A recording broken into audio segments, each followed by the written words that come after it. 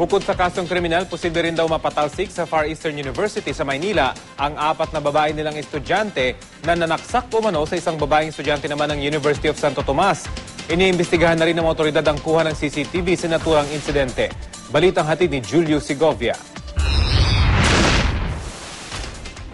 Sa loob ng campus ng Far Eastern University sa Moraita, Maynila, naganap ang pananaksak sa isang estudyante na sinasabing taga-University of Santo Tomas, sugatan ng 20 anyos na si Joan Lourdes Reyes. Sa inisyal na investigasyon ng Manila Police Station 4, sinama ng isang kaibigang taga-FEU ang biktima sa loob ng campus para manood daw ng libreng film showing. Habang naglalakad sa hallway ng Science Building ng Universidad, kinorner umano ng 4 na babae ang biktima. Nag-spray raw ng kung anong kemikal ang mga babaeng suspect bago inundayan ng saksak si Reyes. Nanyayahan at manood sila ng parang mga dun sa audiovisual room nila.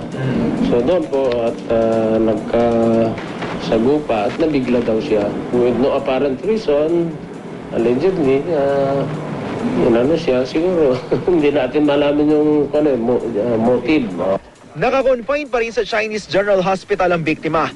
Bagaman conscious na, di pa rin siya nakakausap ng pulisya. We will not speculate, mahirap na. So hintayin natin yung biktima na maka-recover ng maayos. Then most probably, makuha natin ng statement. Malabo pa rin ang motibo sa pananaksak. Mahigpit naman daw ang seguridad sa FEU campus. Pero may payo pa rin ang pulisya. If we go on high-tech talaga, yung ginagawa sa mga airport, sa mga na yung scan machine para at least ma-detect talaga.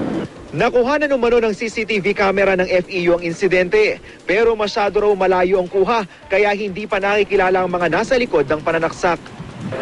It was very far from the CCTV footage. That's why I think there's difficulty identifying. Ikinalungkot ng pamunuan ng FEU ang insidente, pero giit nila, isolated case lang ito. We are telling them that we're doing everything to secure the campus and everything is being studied so that occurrences of this nature will not happen again. Ang ipinagtataka rin ng pamunuan ng FEU kung paanong nakapasok sa loob ng campus ang patalim, kaya paiigtingin pa raw nila ang mas pinahigpit na raw nilang seguridad. Sa ngayon kasi, mano-manong inspeksyon lang daw ang ginagawa ng security. Definitely there will be additional augmentation of security measures and procedures.